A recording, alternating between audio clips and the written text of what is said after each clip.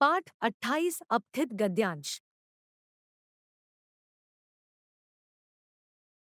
अपठित शब्द का अर्थ है जो कभी पढ़ा न गया हो, अर्थात अपठित गद्यांश वे गद्यांश हैं जिनको छात्रों ने पहले कभी अपनी पाठ्य पुस्तक में पढ़ा नहीं है।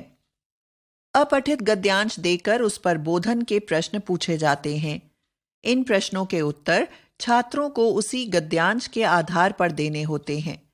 उत्तर देते समय यह कोशिश होनी चाहिए कि उत्तर में गद्यांश के वाक्यों को जैसे का तैसा ना उतारा जाए, बल्कि उसमें कही गई बात को अपने शब्दों में व्यक्त किया जाए।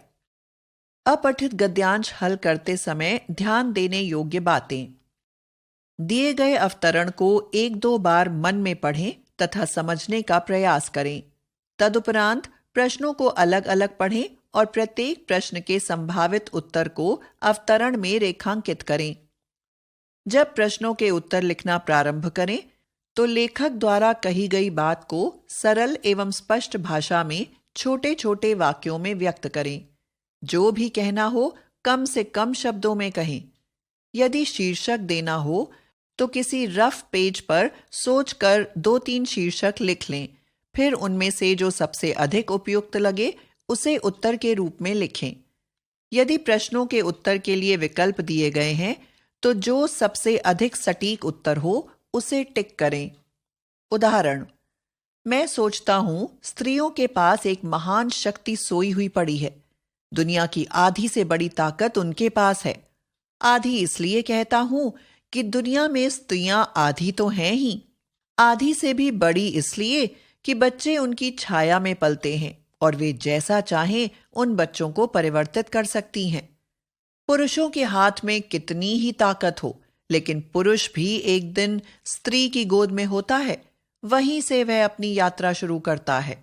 एक बार स्त्री की पूरी शक्ति जागृत हो जाए और वे निर्णय कर लें कि किसी प्रेम की दुनिया को निर्मित करेंगी जहां युद्ध नहीं होंगे, जहां हिंसा नहीं होगी, जहां राजनीति नहीं होगी, जहां राजनीतिज्ञ नहीं होंगे और जहां जीवन में किसी भी तरह की बीमारियां नहीं होंगी, तो संसार का कल्याण हो जाए।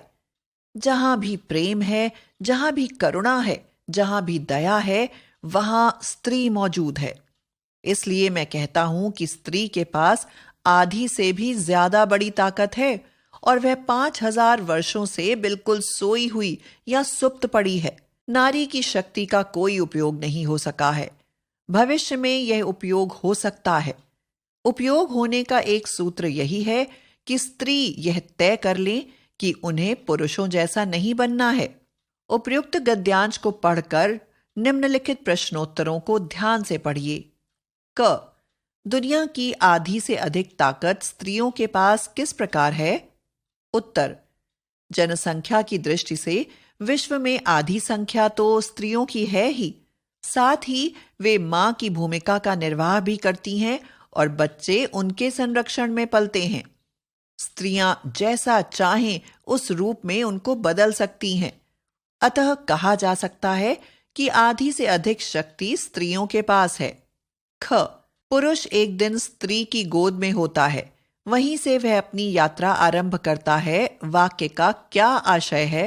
उत्तर, हर पुरुष को जन्म देने वाली स्त्री ही होती है। उसका लालन पालन एक स्त्री की गोद में ही होता है। पुरुष अपने जीवन में कहीं भी पहुंच जाए, पर उसके जीवन की यात्रा मां की गोद से ही प्रारंभ होती है। ग. स्त्रियों की कौन सी शक्ति सोई पड़ी है? उत्तर, नारी की शक्ति उसके वे गुण हैं जो उसे पुरुष से भिन्न करते हैं। ये हैं प्रेम, करुणा और दया। लेखक के अनुसार जहां ये गुण हैं, वहां स्त्री की सत्ता विद्यमान है। घ. यदि स्त्री शक्ति जागृत हो जाए तो लेखक उनसे क्या क्या अपेक्षाएं करते हैं? उत्तर, अगर स्त्री की सोई हुई शक्ति जागृत हो जाए तो लेखक की अपेक्षाएं हैं कि स्त्री प्रेम की दुनिया का निर्माण करे। ऐसी दुनिया जहां कोई किसी से युद्ध ना करे, जहां हिंसा ना हो, गंदी राजनीति ना हो और जीवन में बीमारियां ना हो। ड़. लेखक के अनुसार नारी शक्ति का प्रयोग किस प्रकार हो सकता है? उत्तर, लेखक के अनुसार नारी शक्ति के उपयोग का एकमात्र सूत्र है कि स्त्री यह तय कर ले कि उसे पुरुषों जैसा नहीं बनना है, क्योंकि पुरुषों में अहंकार, घृणा, हिंसा आदि विद्यमान हैं। च गद्यांश का उपयुक्त शीर्षक लिखिए। उत्तर: शीर्षक नारी की सोई हुई शक्ति। 2. दुनिया की हर एक चीज हमें शिक्षा देती है। एक दिन मैं धूप में घूम रहा था। चारों तरफ बड़े बड़े हरे वृक्ष दिखाई देते थे। मैं सोचने लगा कि ऊपर से इतनी कड़ी धूप पड़ रही है, फिर भी ये वृक्ष हरे कैसे हैं? वे वृक्ष मेरे गुरु बन गए। मेरी समझ में आ गया कि जो वृक्ष ऊपर से इतने हरे भरे दिखते हैं, उनकी जड़ें जमीन में गहरी पहुंची हैं और वहां से उन्हें पानी मिल रहा है। इस तरह अंदर से पानी और ऊपर से धूप, दोनों की कृपा से यह सुंदर हरा रंग उन्हें मिला है। इसी तरह हमें अंदर से भक्ति का पानी और बाहर से तपश्चर्या की धूप मिले तो हम भी पेड़ों जैसे हरे भरे हो जाएं। हम ज्ञान की दृष्टि से परिश्रम को नहीं देखते, इसलिए उसमें तकलीफ मालूम होती है। ऐसे लोगों को आरोग्य और ज्ञान कभी मिलने वाला नहीं। उपयुक्त गद्यांश को पढ़कर प्रश्नों के सही उत्तर चुनिए। क. वृक्ष गुरु कैसे बन गए? 1. वृक्षों को देखकर लेखक को आनंद प्राप्त हुआ। 2. वृक्षों को देखकर लेखक को जीवन की शिक्षा मिली। 3. वृक्षों को देखकर लेखक के मन में प्रकृति के प्रति प्रेम जगा। 4. इनमें से कोई नहीं। ख. वृक्षों के हरे होने का लेखक को क्या कारण समझ में आया? 1.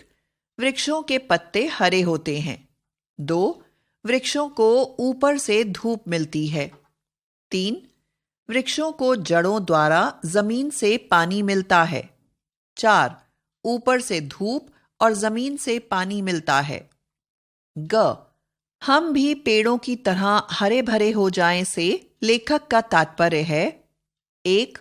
हम भी धूप और पानी में खड़े हो सकते हैं। 2. हम भी वृक्षों की तरह मजबूत हो सकते हैं। 3. हमारी आयु भी वृक्षों की तरह लंबी हो सकती है। 4.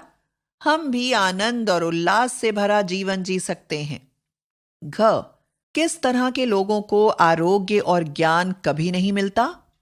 1. जो ज्ञान की दृष्टि से परिश्रम को नहीं देखते। 2. जो अज्ञानी हैं। 3. जो परिश्रम नहीं करना चाहते। 4. तीनों उत्तर गलत। ड़. शिक्षा शब्द से विशेषण बनाइए। 1. शिक्षक। 2. शिक्षित। 3. शिक्षण। 4. शिक्षार्थी। उत्तर: क 2, ख 4, ग 4, घ 1, ड़